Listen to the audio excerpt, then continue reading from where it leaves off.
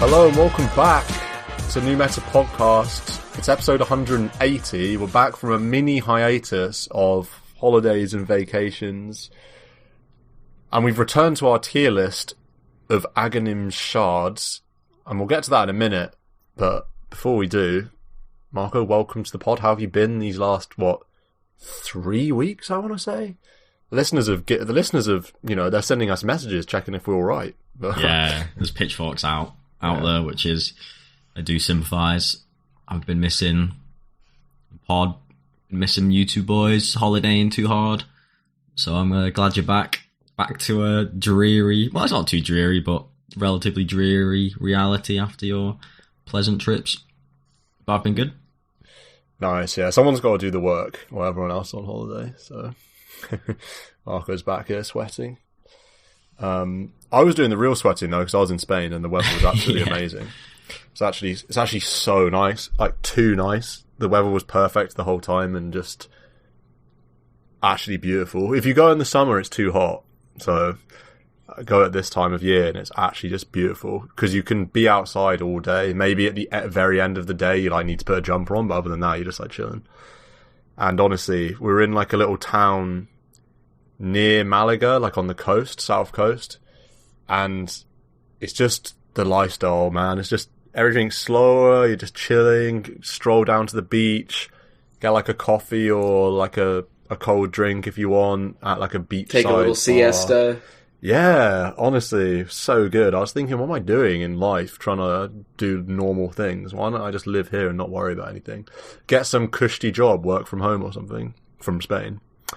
That's the lifestyle. Anyway, welcome to the pod as well, Adam. How are you doing? How was your holiday, your vacation or whatever it was?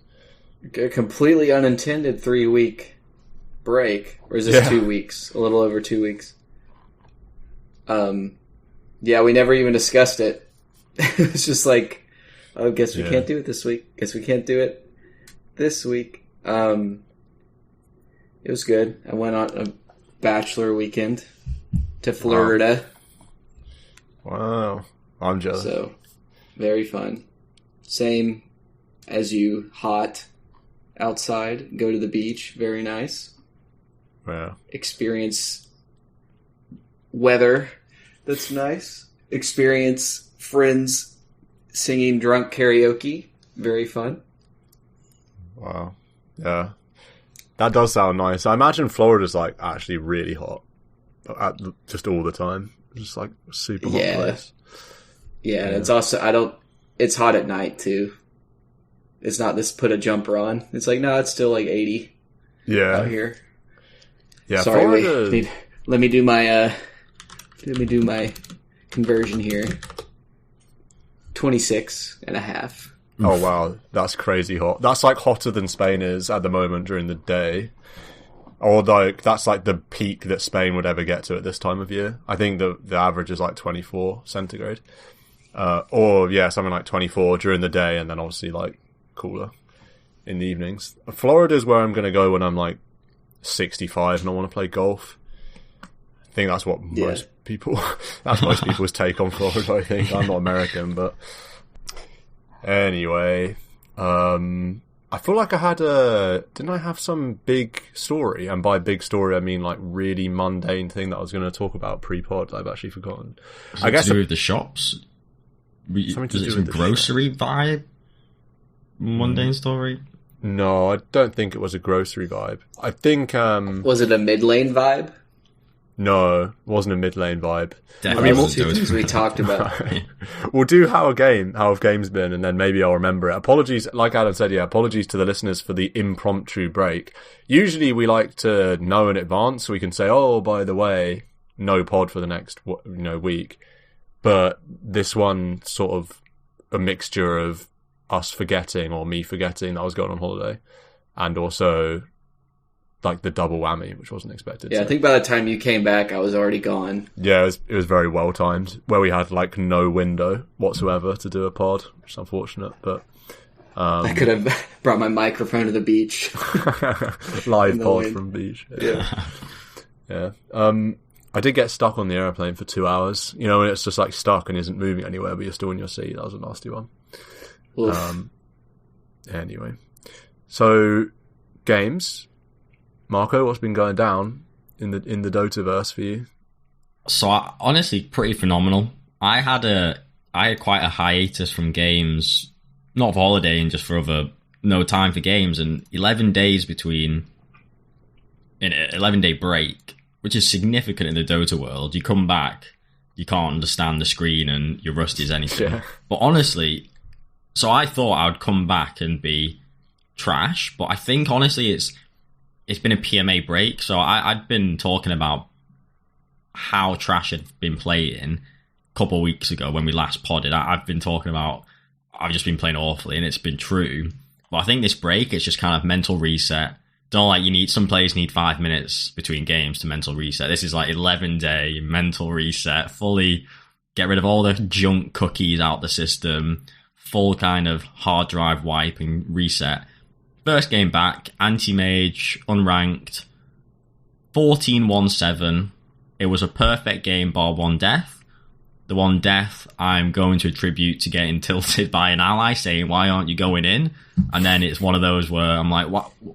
So to give context, it's a POS 5 DotA. They on your team or their team? Yeah, on our team. So I think the POS 5 random DotA, and we also had a Pugner. So someone said, I'm going to pick AM to ban it because they're going to pick AM.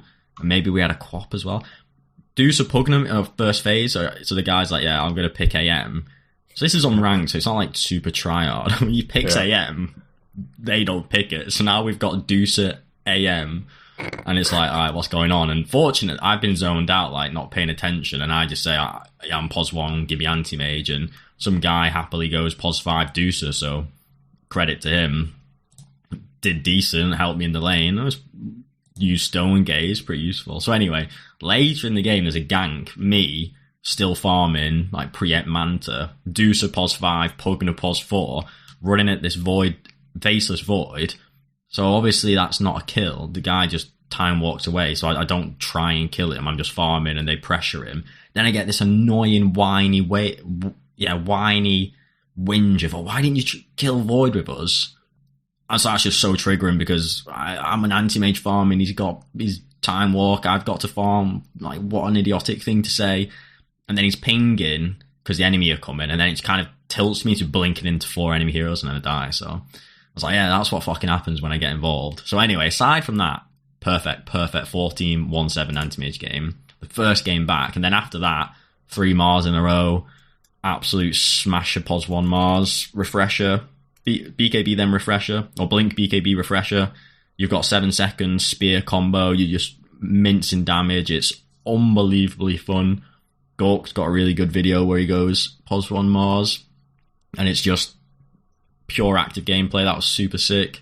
Did lose 1 game, but it was super unstacked, mismatched teams. They had 3 Immortals against 1, way better team on their side, but we were holding, getting megaed, still holding. Really exciting game with Ron and Ramsey. Like, such a fun hold, but didn't quite manage to do it. But yeah, that's been really fun.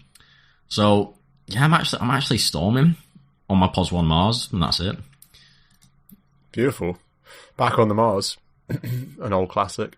Yeah, I can't play POS 3 Mars. Like, I could play POS 3 Mars when the hero was broken, and you carry from minute 10. And then I started trying to keep doing it when he got nerfed, and what am I doing? I can't play POS 3. But in the 1, it's just you get a 12-minute blink and slay heroes constantly. Yeah. If not farm, then get a BKB at 19. Anyone with a BKB at 19 or pre-20 is an absolute monster. When you've like spells at everything at that point in time, so you're just unbelievably strong. So yeah, Mars is super fun. Nice. Fun to stay playing. How about you, Adam? How have the games been? Yeah, so I play with those NA guys because I got 2 sets of people because you guys are in bed so early. Yeah. And while I was on my little trip, I come back and all of them have like 14 game win streaks. Not necessarily together. I mean, they play together a lot, but they're all like giga green. And I'm like, man, how did I miss out on this beautiful, beautiful win streak? Did you question yourself? Did you question your part in their stack? If you leave and they get 14 win streaks? I didn't until now. I just assumed we would win. And they'd be like, man, I would have been allowed to have been a part of that, but you're right. We would have lost. And, yeah, just back on it. I've only played 5 games. 3-2.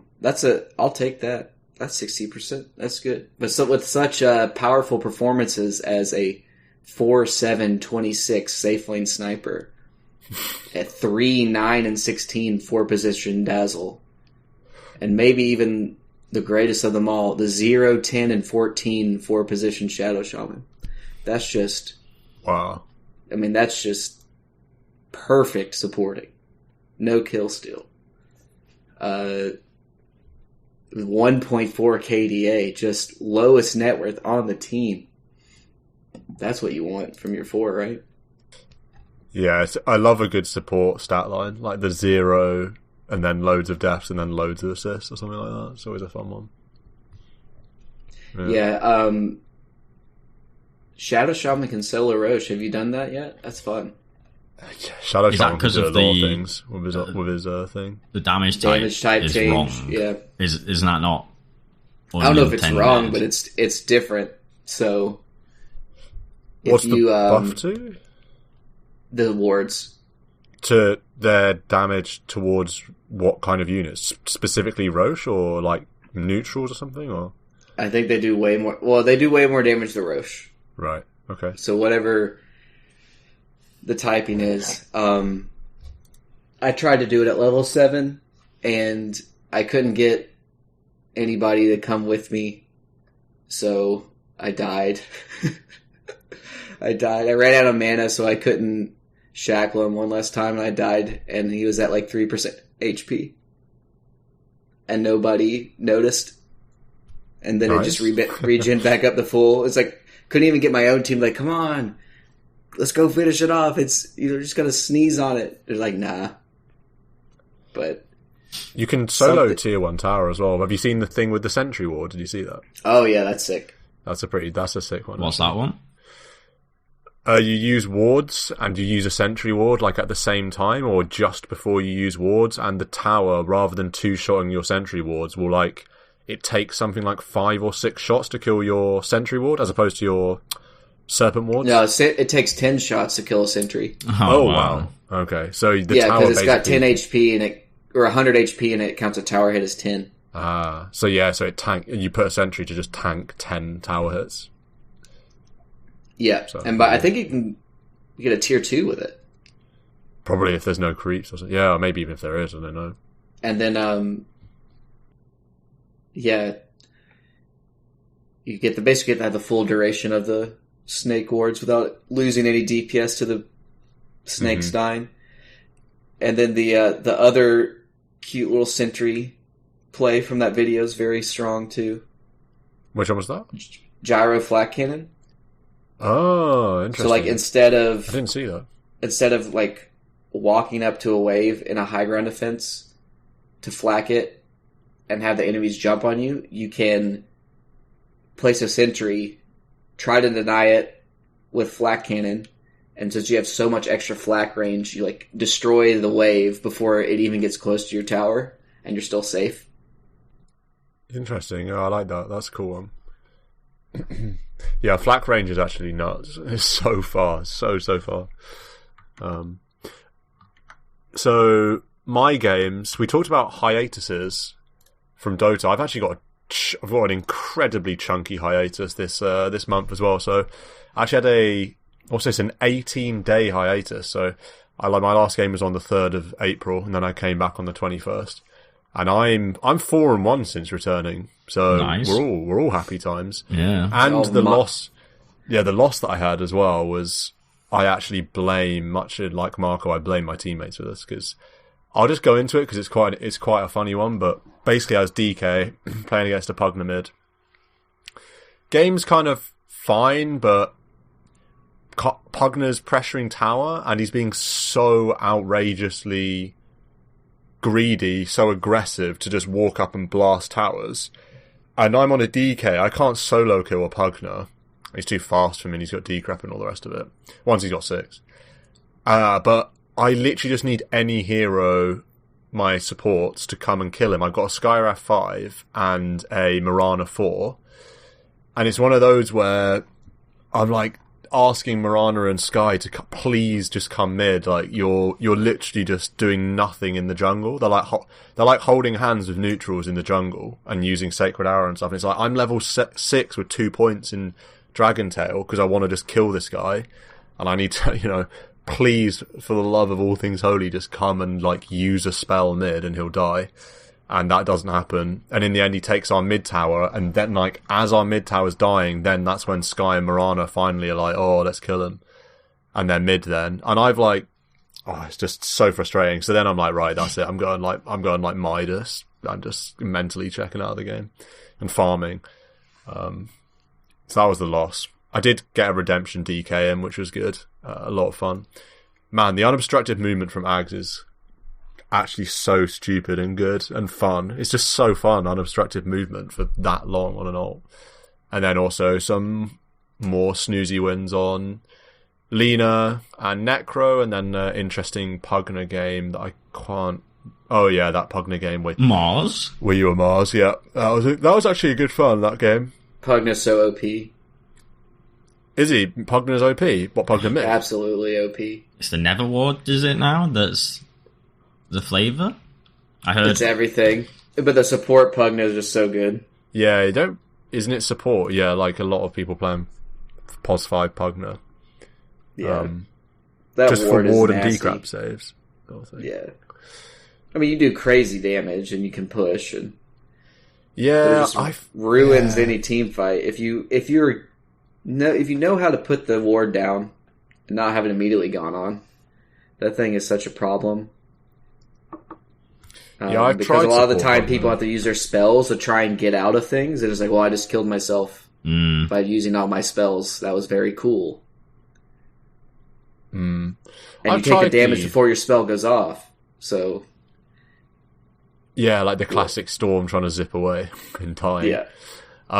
I've tried the 5 Pugner, but I haven't been able to get it to work. Probably because I've played so much mid Pugner. Yeah. That it like confuses my brain when trying to play POS 5, because like I feel like I'm not doing the things I want to do because like I don't have levels basically. So I'm like maybe treating it like I'm a level 12 Pugner running around at 14 minutes when I'm actually like level 7 or 8 or something. And failing because of it and not doing other cool Pugner things that you do as the 5, and probably also like not doing the right skill build at all if the ward is at what OP. does the shard do? If the shard's pretty sick, I don't want to. Yeah, wait. That's our episode. That's our episode. True. Let's just go there now. Let's just fly in. Yeah, because that has a part to do with it too. I think sometimes it. Yeah. Anyways. I think we'll get there in this episode. Let's start from where we left off, which was Ember Spirit. We did Ember Spirit. And now we're on to Enchantress. What does we did Enchantress. Oh, we did Enchantress. Yeah. Okay. What's Enchantress's one again? I can't remember. 3 wisps. Oh yeah, I do remember talking about that one actually. Yeah. Okay, so what are we on to now? Enigma. Mr. Enigma. Also, just a quick refresher. We have S, A, B, C, D tier. Yeah. But they are called... Top tier is Marco Outplay tier. Then we have Marco Gameflow tier. Then we have Marco Hero Pool tier. Second from the bottom is Marco Game Knowledge tier. And then we have last Marco Mental Stability tier. That last tier needs an upgrade after my hiatus. I guess we knocked down Game Knowledge or something. Game Knowledge, honestly, Hero Pool needs a downgrade as well. He's reinvented himself with a hero that is one of his most played. Yeah. He's not up there as most played. Get out. It's because it's such a recent release, I suppose, but yeah. Yeah. POS 1 Mars, POS 1 Pudge. What else you need? Yeah. I need to get the Pudge out more. It's banned every game. Honestly, I've wanted to play it the last genuine 10 plus games. It's just not happening. Yeah. And those 10 games have lasted like 2 months. Yeah. Because he doesn't play anymore. So it's every game.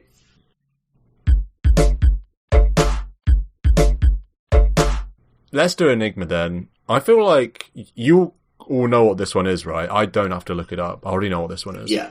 Yeah. So, actually The really... black hole pull. Yeah, Yes, the black hole will pull you in from even further with a drag effect, similar to the Windrunner's drag effect. Yeah. It's really, really annoying, but is it good? That's the question.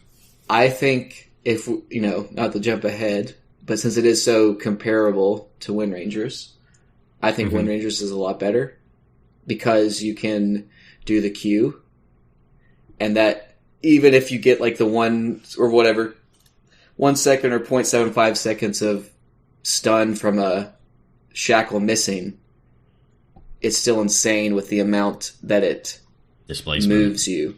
Whereas Enigma doesn't have that unless he's malefisting something before casting the black hole. But really, you should be like doing the midnight. It's just midnight pulse, so then if you put all these extra spells before you do your hole, you might get interrupted. It's still very annoying, but I don't know if it's as insane as it looked when it first came out. If you have another stun on your team, it's probably pretty good. Yeah. Well, I think this one is good in the sense that Enigma...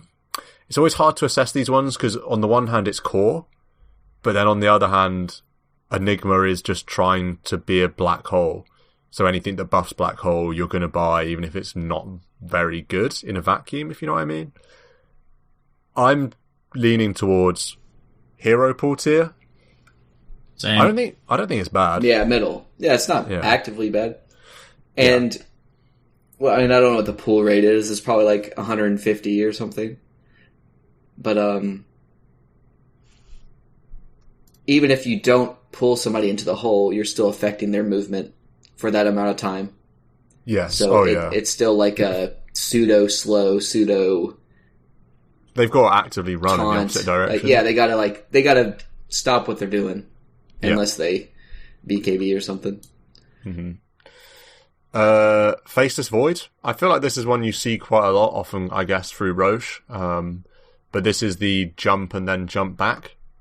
More importantly, the cast range increases 400, which is like a 60% increase. Was it go from normal. 400 to 700 or something? 650 to 1050. Oh, that's insane. That is mental. So I think on the basis of that extra range, it's definitely second highest tier.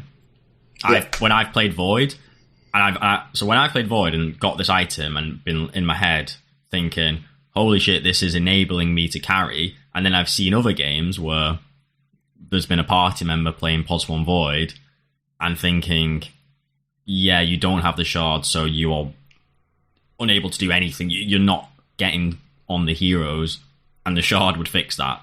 Honestly, it swings your in-game impact hella big time. So I'm a massive fan. Okay, so we're going second top tier for the Void. It doesn't change the cast time or the cooldown, but the talent does. Yeah. It's basically anti-mage blink by the time it's upgraded, so it's very, very strong. Okay, let's go to Grimstroke.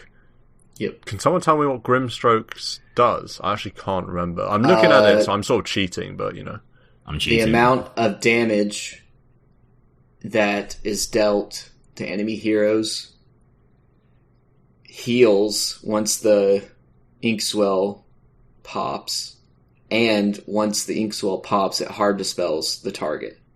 Yes. Oh, that's cool. Didn't know that bit.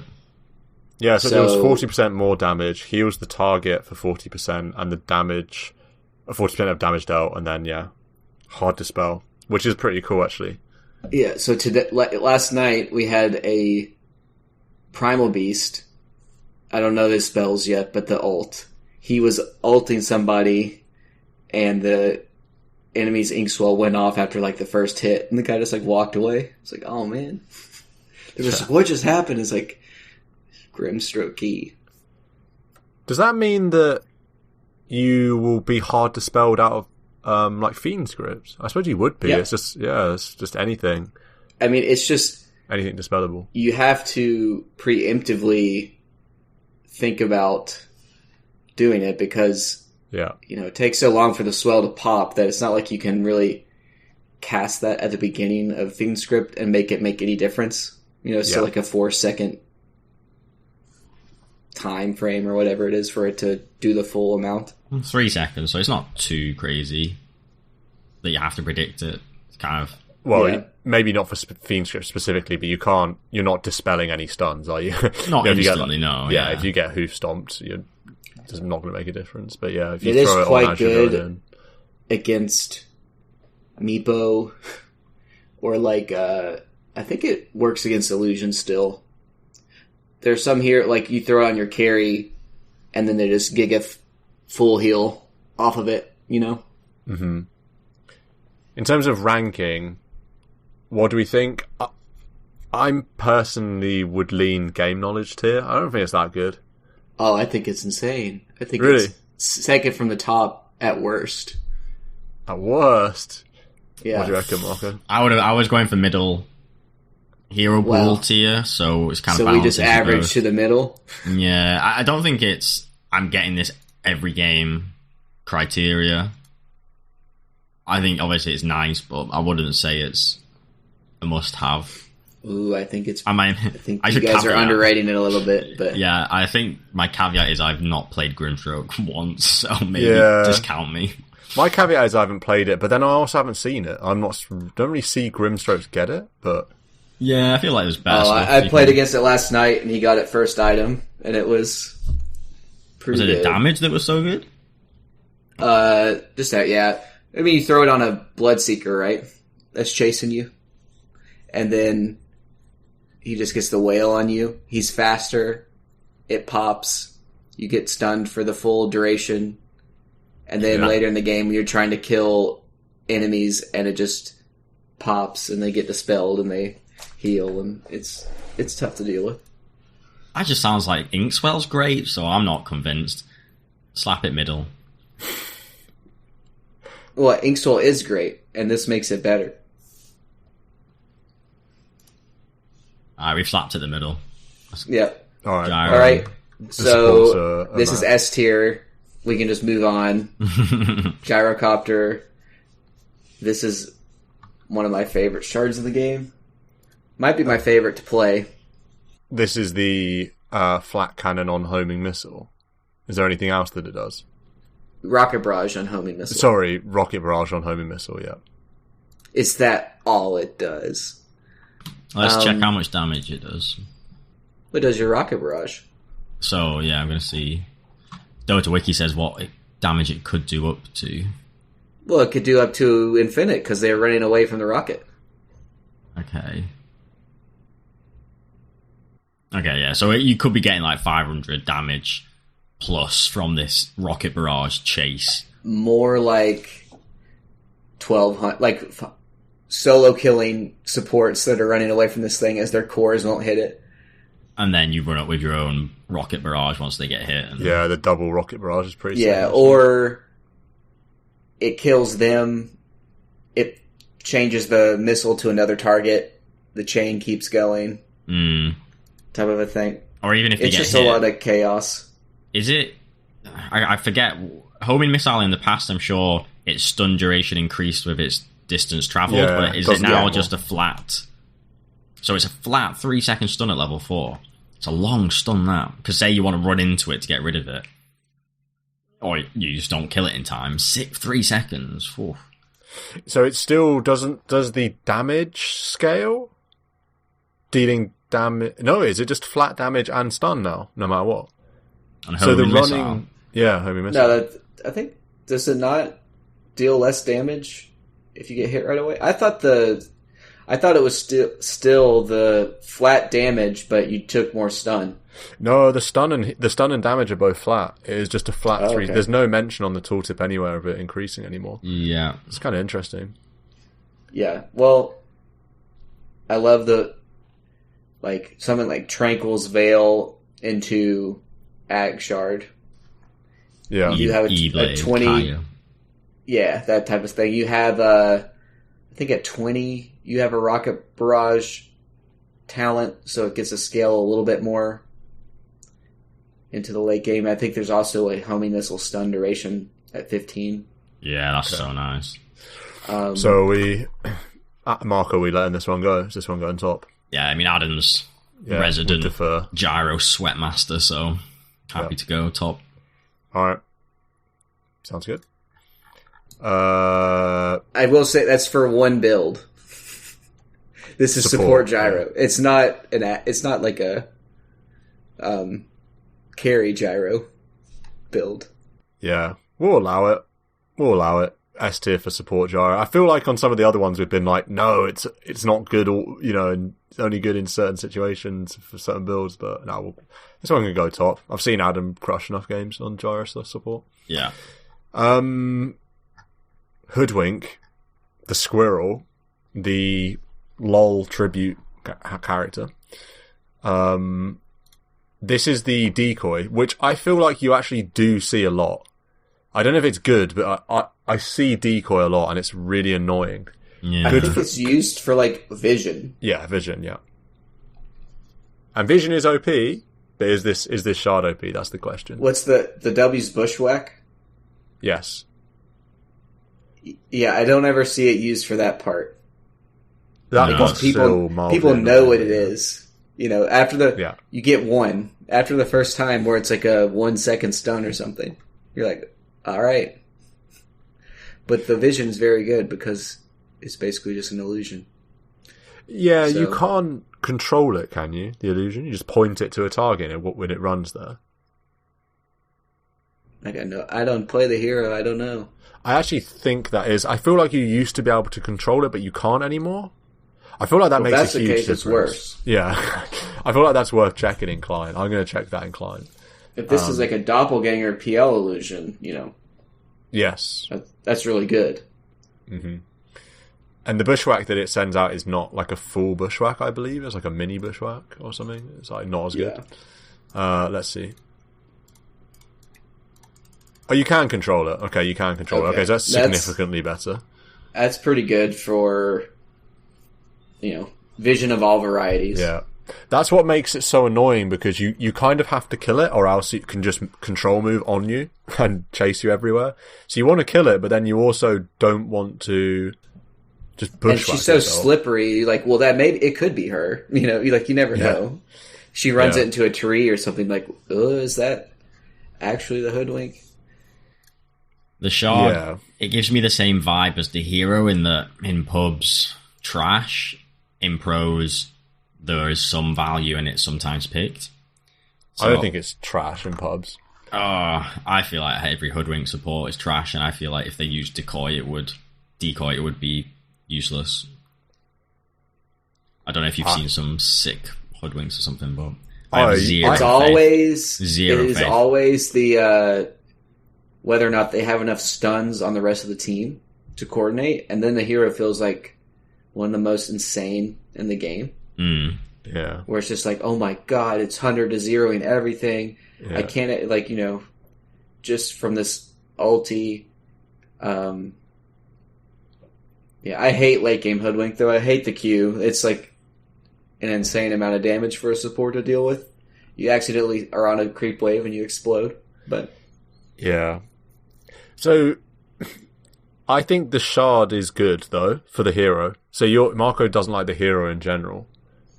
But I do think the shard this is the shard in a vacuum. I like the shard, personally. I would, if it was just me doing it, I'd put it like mid-tier, honestly. Okay. I'm fine with it being mid. Yeah, I would cap out at mid. If the damage or stun was more than what it was, it could be better. But really, it's just a ward. Yeah. I do agree. And that is strong. It is very good, but it's kind of limited in the upside. It is like a moving ward that you can't really kill. Well, you can kill it, but it's just annoying to kill. Because if you use a spell, it's kind of like, you're using a spell, and if you don't, you're going to get stunned, which is annoying. I do agree with the general Hoodwink sentiment, though, that you do watch pro teams sometimes play Hoodwink, and you're like, this is the most nutty hero, no pun intended, like, ever in the game. Because you've got a support with phase movement through trees, an insane stun, like, potentially AoE stun, and then also an ult that literally does 2/3 damage on, like, a core when he gets level 6, and you're like, how is this allowed? Yeah. I feel like I've watched some pro games, like some Jinkyu, like Hoodwink, just absolutely mincing. But there's like, other every times hero. where, Thompson at TI, I think, played it. That's so bad. And it was just like... Don't play it mid. If the hero doesn't get there, it's really bad. Yeah. I don't like mid Hoodwink. That's a he's got like 500 HP or something, it just kind of explodes. So bad. Let's move on then with Hoodwink in the mid tier. We'll move on to Huskar. Huskar Shard is the one for what's it called? It's not Inner Fire, but the big disarm AoE thing, and it makes it heal you. Yeah. And you can cast it while stunned. Inner Fire. Oh yeah, and you can cast it while stunned. Yeah, that's pretty big. The heal is I don't know when that happened. I think it was. I don't think it's ever had, always had that. There was a time where I thought you could do it while stunned. It lowered the cooldown, maybe. And I was like, wow, this is really good. And now it's so disheartening to, be a 4 or 5 man, go on a Huskar. He gets really low, and then he presses Q, and he heals a significant amount. Yeah. And you're like, oh my god, what have we done? Because we're all disarmed, and... God, yeah, Huskar is so annoying. I've played a fair bit of Huskar, quite like the hero. This shard is core. You are going to get it, like, every game, and I think it is pretty damn good.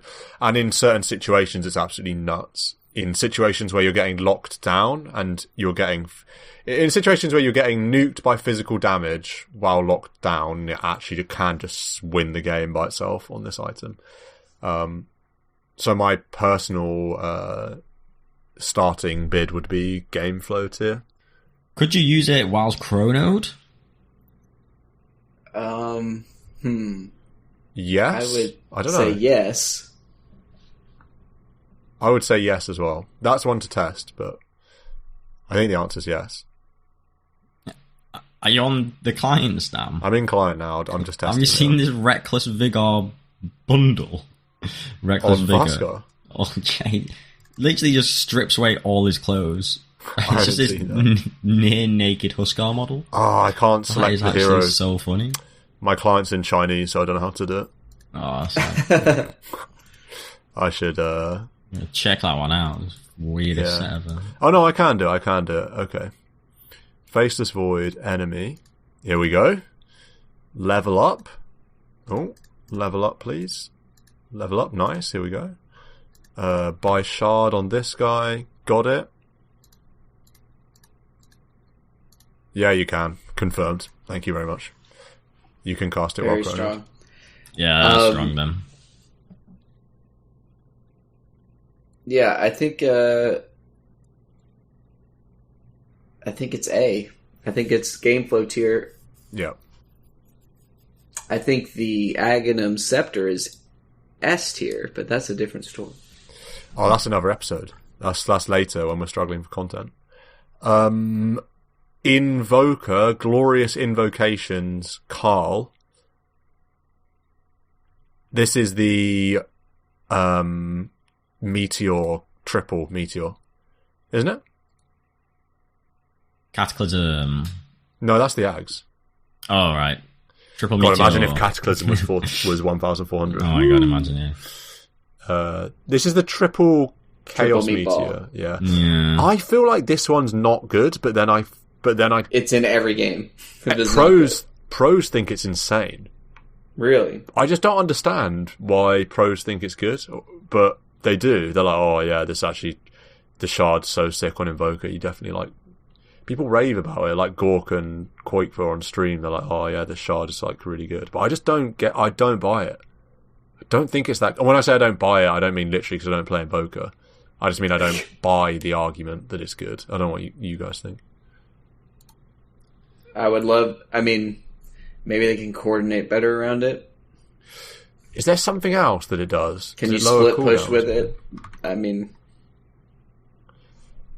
Reduces cooldown by 15 is another factor. Okay, that's maybe why they think it's better then. Yeah, I mean, it has to be 0 tier if it didn't have cooldown reduction, because 15 seconds is sizable. Yeah. But, yeah, it's hard to see it as being like that amazing on its own. Do you think if you throw it out in a fight, there's a pretty good chance one of the side meatballs are going to hit something? Yeah, but that's just like chance. It feels a bit naff, a bit meh. Yeah. What's the bid then? What do you reckon? Gain knowledge. Yeah, for a bit of Invoker hate as well. Slap it game knowledge, second bottom. Yep, I'm in agreement with that. Let some Invoker and Joker nerds fight us on that one. Yeah. And with any of these, interesting to hear your thoughts in the Discord, if you have them, on which ones you think are better or worse than our assessment and why. I'm sure there'll definitely be aspects that we've overlooked on some of these that make them good in certain situations. So yeah, just give a shout. Good old Tetherstone. Good old ending the tether. Wait, is this the right one? No. No, that's a talent. That's a talent. Sorry. It's not. It's gone. Oh, it's gone. Tetherstone's gone. Oh, I thought that's what this one did, but what is it now? Now it's that weird ass spell amp during overcharge, I think. Ooh. Thing. Increases overcharge spell amplification, and IO gains spell lifesteal and can now share spell lifesteal with its tethered target. I'm sure about that. sure it's insane, but I just need a pro to break it. Yes. We need to see it in combination with a bristle and be like, yeah, giving spell lifesteal to bristles. No. And spell amp. So, yeah. Level 4 overcharge is giving 14% spell amp, and this is giving it an extra 10. So that is a sizable boost. The spell lifesteal, I feel like, is whatever. Maybe over bristleback it becomes good. Yeah. I'm not convinced, though. If it was really that good, we'd already know about it. Surely? Yeah, not convinced. Is this going bottom or second bottom? Not bottom. It's not that dreadful. It's not useless Second like bottom. these other ones, yeah. Second bottom until it's shown at the major, and then you're like, oh my god.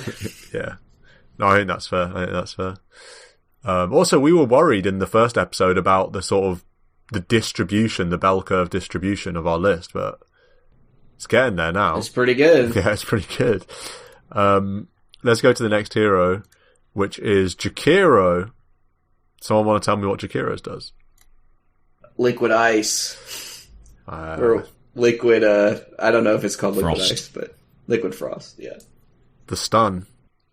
The attack modifier stun, that's all I know. Stun. Yeah, it stuns. Does a mini stun. What? On hit. That's unbelievable. I didn't know that. Yeah. I just knew it as another dot you throw on a tower. It's that as well. But yeah, it stuns on hit a little bit. Unless they've changed it since I played it. It's just more DPS. It's more dot. It's just more dot. Yeah. For the dot king. What are your guys' thoughts on this one? The dot seems pretty strong. It seems to say 2.5% max HP as damage every 4 seconds. So that's 10% max health as damage from your 1E. That seems pretty good. Yep. And it does do a mini stun as good. well, yeah. You can, you toggle between your fire and frost in between attacks. Yeah. That's nice. Personally, I hate it because of the you do the fire and frost on the towers. I mean, it's so frustrating when a 5 can push. Yeah. As an enemy, it's so just like, oh my god, it's like this guy's done nothing all game, and now he's just going to like win one team fight and rip through everything. Yeah.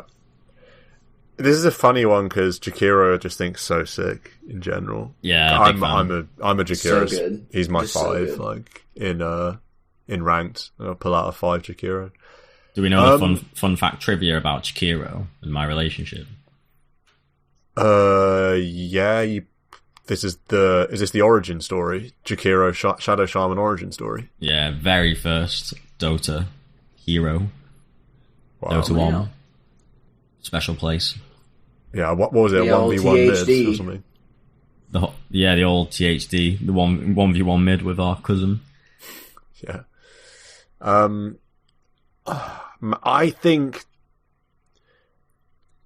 I'm honestly looking at outplay tier for this one. It's so good. I actually think it's so good. You get it every game.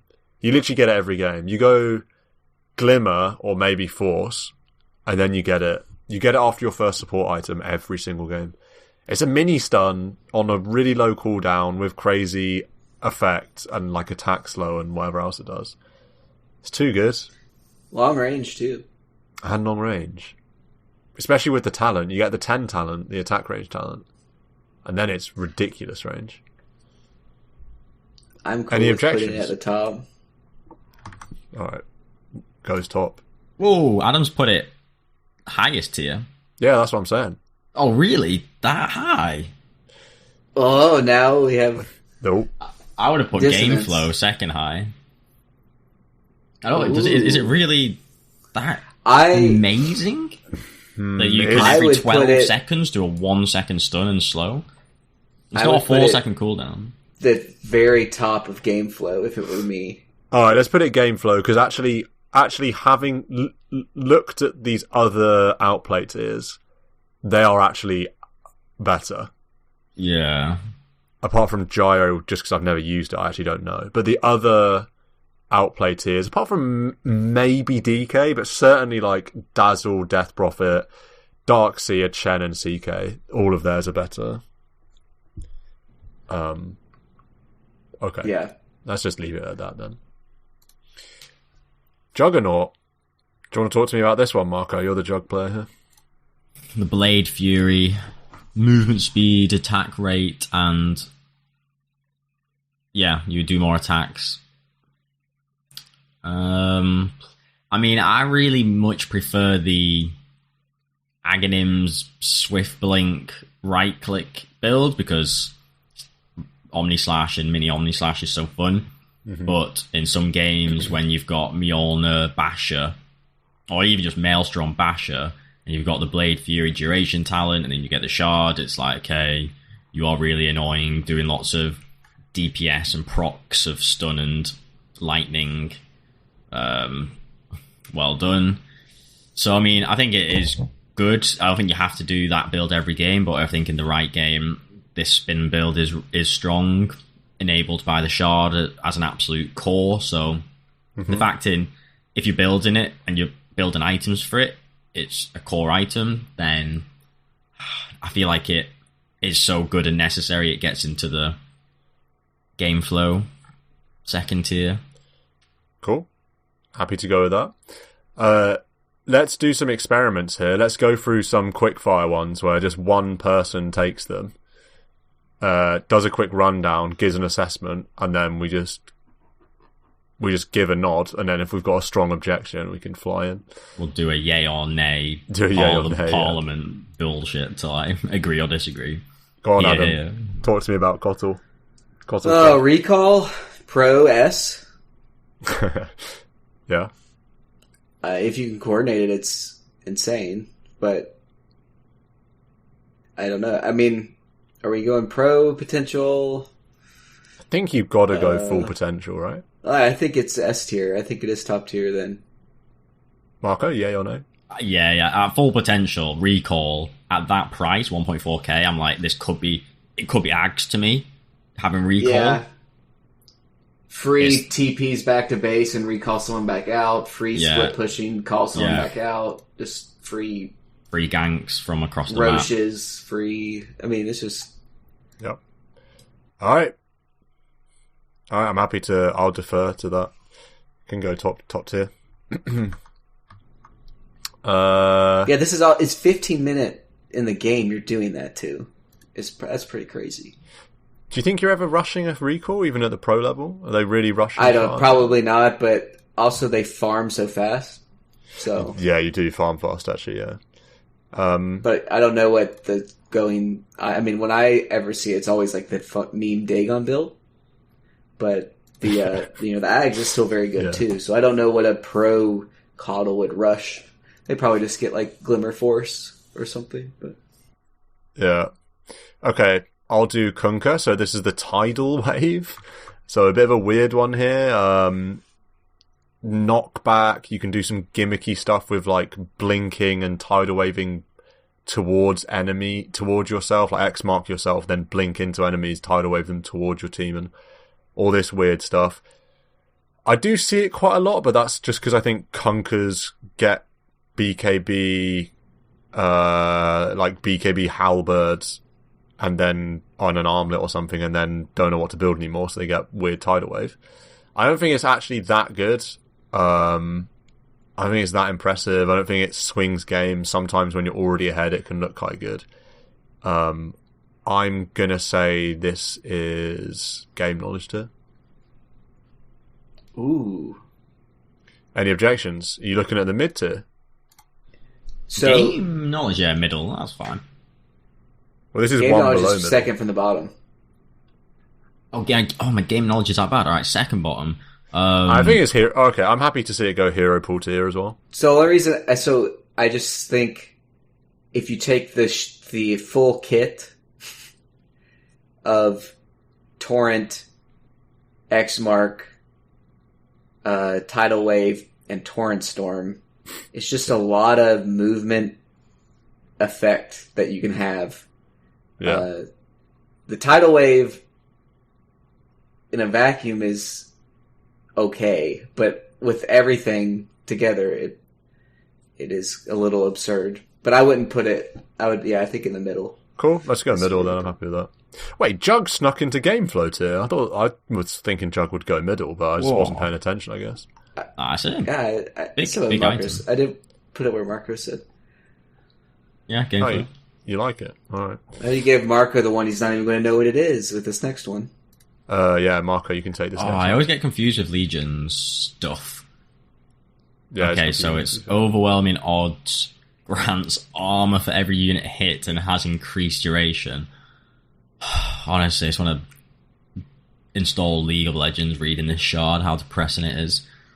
Like, I hate shards, and then you've got the most depressing. I'm going to buff your Q on LC. It's that's not because it used to be the best one in the game. Yeah, it used to be the best one in the game. Yeah, so I wouldn't mind if it was still that old one. Yeah. Well, that'd be easy. You would just say SA1, the best one in the game. Yeah. Now this is just, honestly, I'm depressed to read how boring and irrelevant this is. Is it mental stability tier, though? Or is it game knowledge because against certain heroes it's good? Or is it even good against certain heroes? I'm just thinking, is it good against Meepo? Is it good against Meepo? So you get loads of armor for 15 seconds.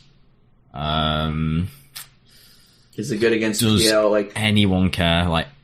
I'm trying my hardest to think if anyone cares about this, because mental stability tier. I have mental. I will stability say I have never this. seen it. I have never seen it. It's so bad. It sounds just depressing. Just definitely bottom tier. All right, let's see it go there. They're looking lonely down there. We needed an extra one in there for sure. Adam can talk about nihilism. Speaking of mental stability. Yeah.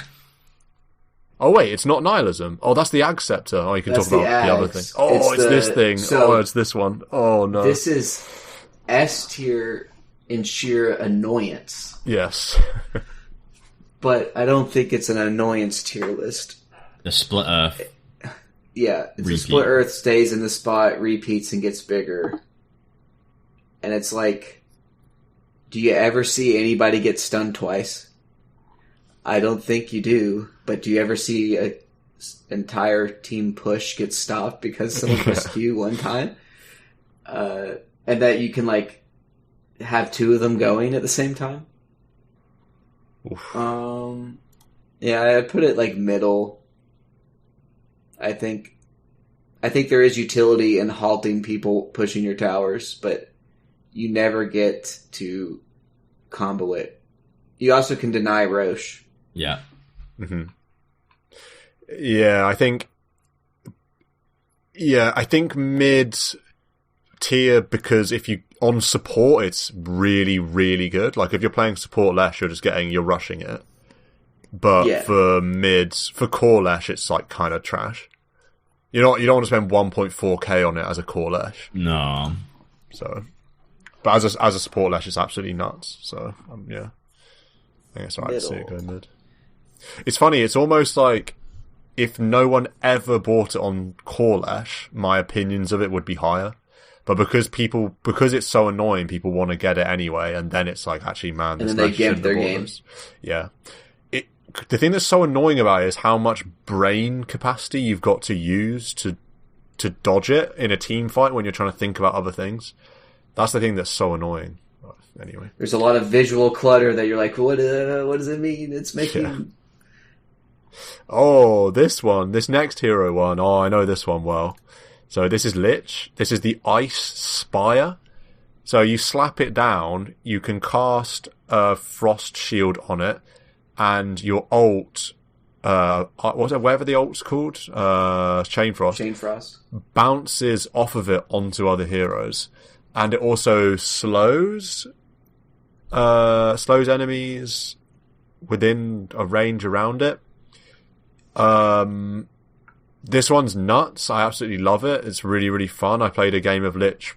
If you can ever rush it on Lich, you can just solo kill anyone, which is good. Is it the top tier? It might be, It might be. I'll let you guys cast a deciding vote on this one. My bias would say it's top, but I would be okay to say second from the top. But I do think it's very good, and I think that hopefully will allow 4 Lich to be a thing. Yeah. Second from the top.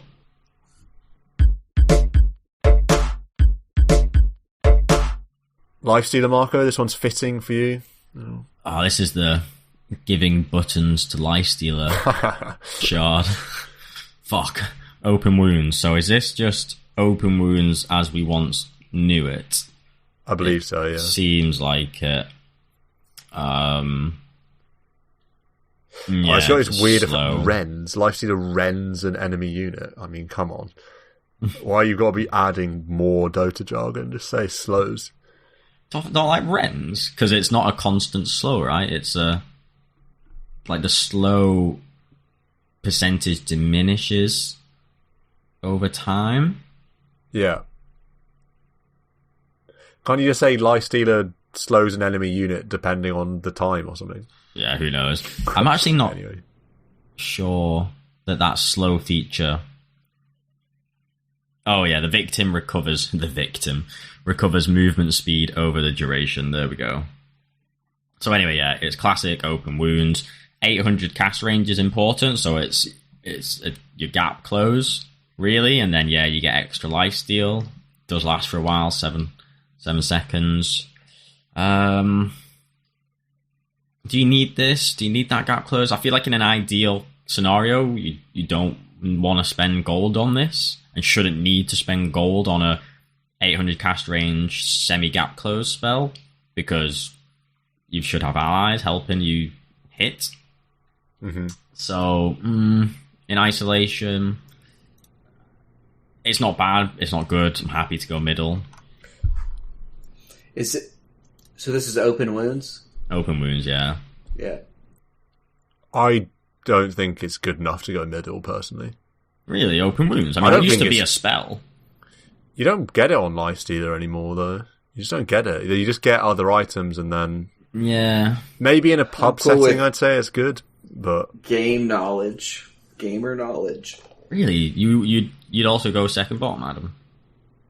I guess it's because you're never actually wanting it. You don't want. You're not ever buying it, like you say. Now it's just like moves, phase boot, slap somebody once is kind of the same. Yeah, it's like what you said. You get it if your team's bad. Yeah, and even then, you probably don't get it. It's literally just a Rosh shard. So yeah, for that reason, although it's not trash like bottom tier, but you're never willingly buying it. So yeah, we'll put it second bottom. Okay, Adam can talk about the Fire Sister, Lena. I don't know what it does. I actually also don't know what it does, because what I thought it did is changed. So it used to be you Lagoona'd Lagoona''s a point target, and everything in the way gets Lagoona'd. But now it's deals 10 more damage for each fiery soul charge. What deals 10 more damage? Spells. Oh, Lena's spells deal 10 more damage per fiery soul. So 70. Yes. I want to say yes. Because you're going to assume you're going to be at 7. Yes. Fiery soul. If there's creeps around. I mean, I guess that's 210 with your combo. Yeah. I had a guy rush this in a game, and it was really bad. They got this first item, and they were like 0 and 15 or something. I don't think this was the reason why you were dying. Yeah. Yeah. If you did the numbers as well of, say, 9 second Dragon Slave, 7 second cooldown LSA, so every 10 second, or every 9 seconds you're doing 140 more damage from this shard. It's really hard. It's hard to keep shit your DPS. Yeah. And also it's hard to keep your souls up like that. A right clicker now anyways. And she's all right click if you're going to be core, so. Yeah. Yeah, I think it's pretty bad. Oh, it sounds like 5th? Almost I feel like an argument for 5th, because as a support, what a waste of goals you're griefing your team. Yeah. And that's like the support is completely irrelevant. And then as a core, it's so shit, just objectively, those numbers. Yeah. Why would you ever get it? And also as a core, you're griefing your team by not going physical. Yeah. Why would you go down that avenue anyway? I'd happily put it mental stability tier. I'm happy to see it go down there, yeah. Mental stability. Lion? I guess we'll blast through a few more of these. Lion. This is the spell immunity on a mana drain, am I correct?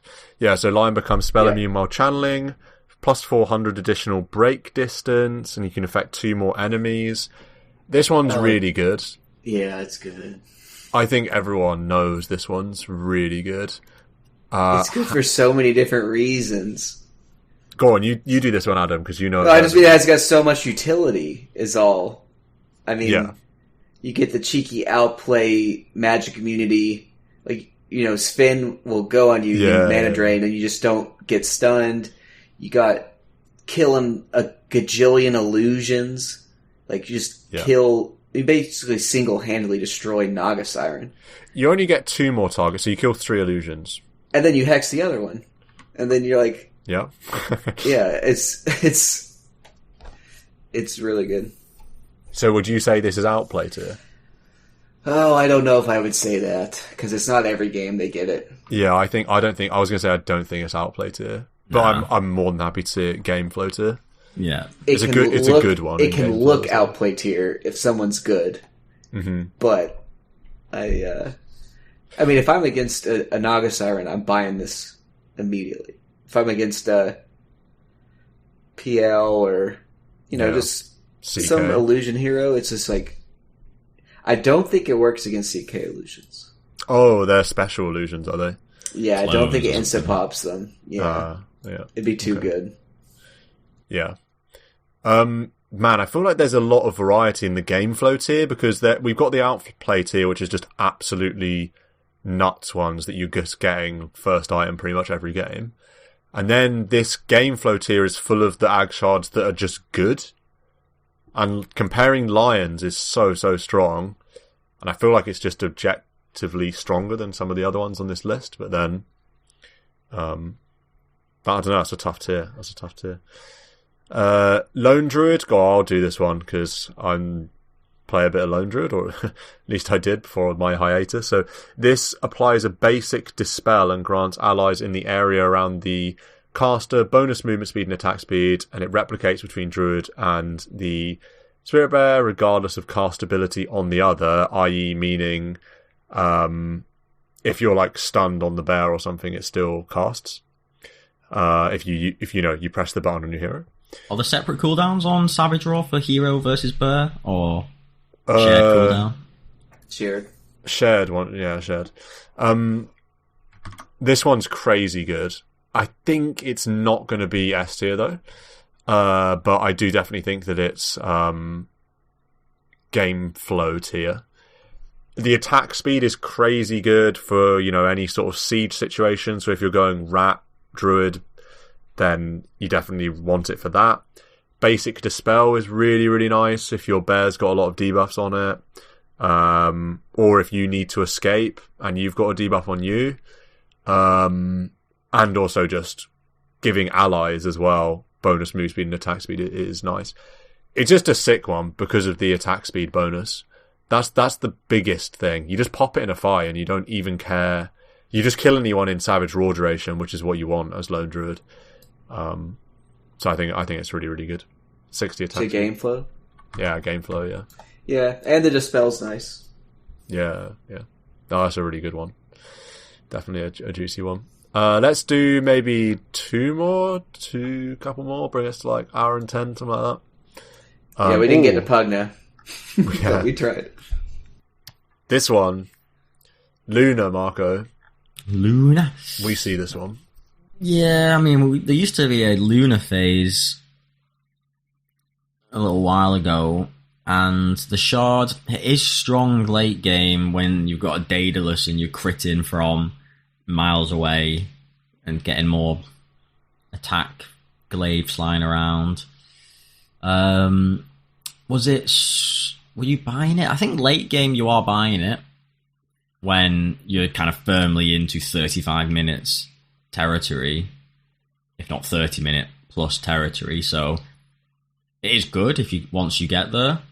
The shard in of itself, what it is in isolation, does it increase your DPS a lot? Yeah, but is it kind of as broken and good as some other shards? So I feel like it's on the border between the middle and the second to me. I don't feel like it's conceptually amazing to be a guaranteed second tier. It's the high ground. It's like the vision as well. It's such sick one for vision. Hit someone through the trees. Yeah, there's utility there. That is true. We're kind of getting a lot in this second tier. What do you reckon, Adam? No, there's a lot of good shards. Yeah, I mean, I think it probably does deserve second tier because it is good and it isn't situational. It's just unless you're magic pos 4.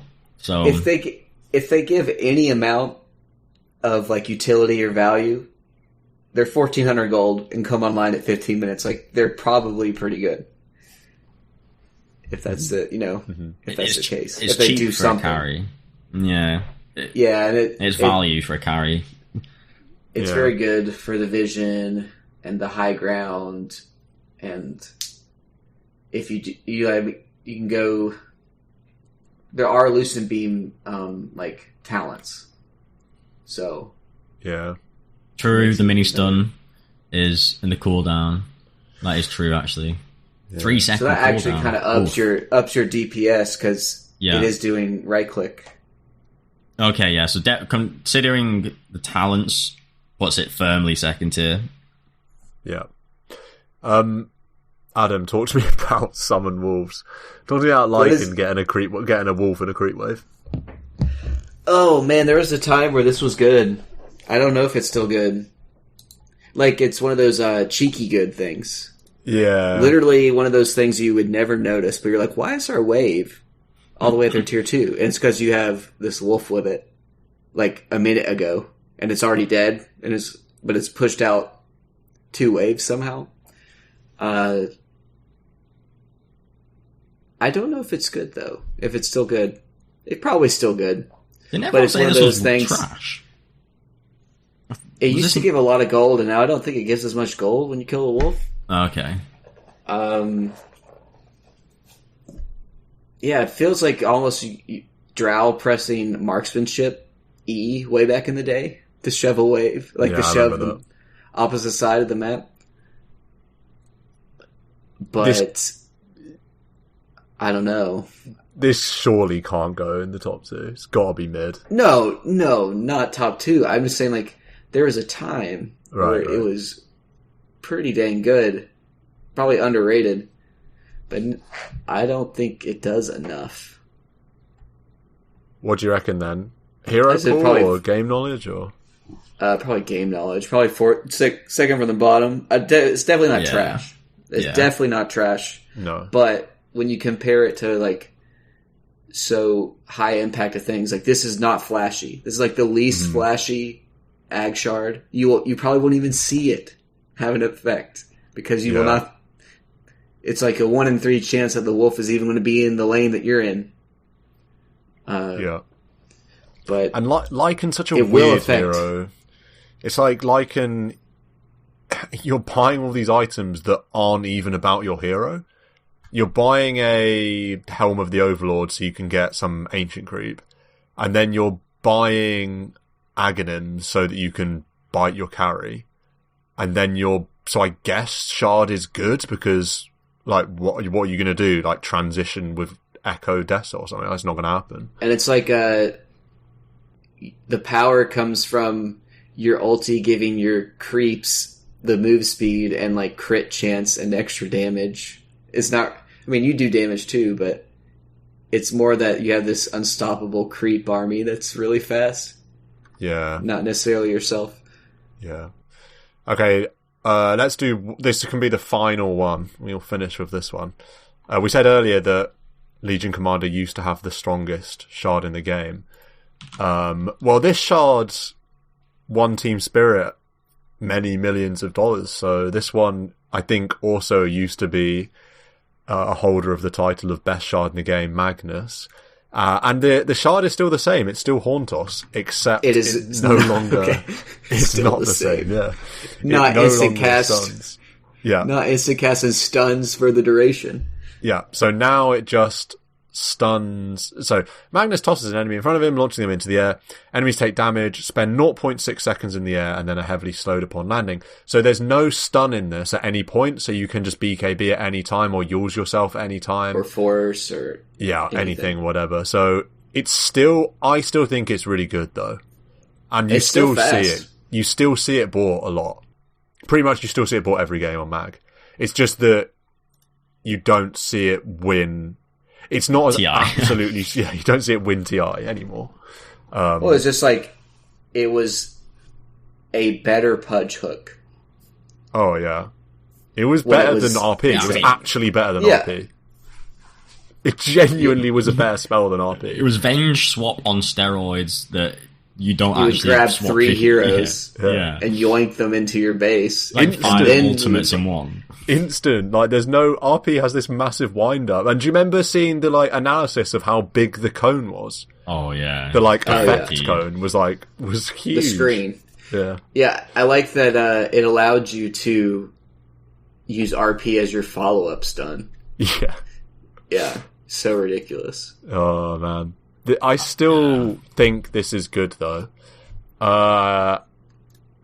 I mean, 0.6 seconds is pretty quick for boomers like me.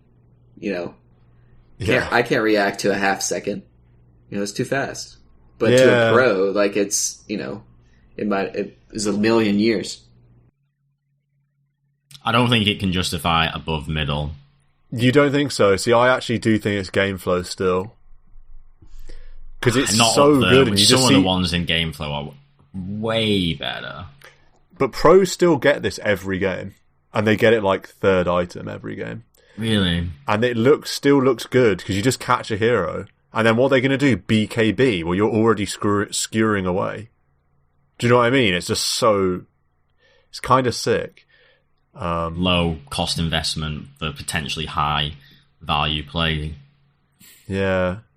I mean, I'm kind of getting baited by the bell tier, so I kind of want to put it mid, but I do think that it deserves game flow, because I still think that what it gives you, you're spending 1.4k for this massive cone AoE pullback. Yes, it doesn't stun anymore, but it doesn't matter. It's still really good.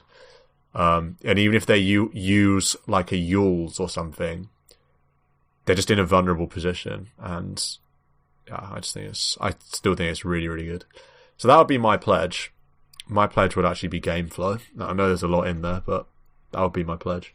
What do you reckon, Adam? Where do you fall on this one? Oh goodness, I would probably say top of hero pool tier, Whoa. top of mid tier.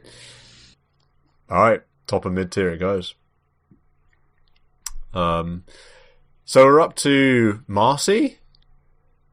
So I reckon, wow, there's actually quite a lot to go. Goodness me. I mean, I don't know if we can get through it. Surely we can do it in 3 episodes if we cut down on anecdotals. Yeah, cut down on the fluff. The listeners will I be mean, happy it to wasn't hear that. fluff. It's been 3 weeks. It's been 3 weeks. True. So. Yeah, true. All right. I literally had people message me on Steam like, "Are you all right?" Yeah, I know. It'd been 6 days, so yeah, listeners were concerned for our health. All right, we'll be back in a week's time to finish off this list at whatever the cost. And until then, have a final whistle.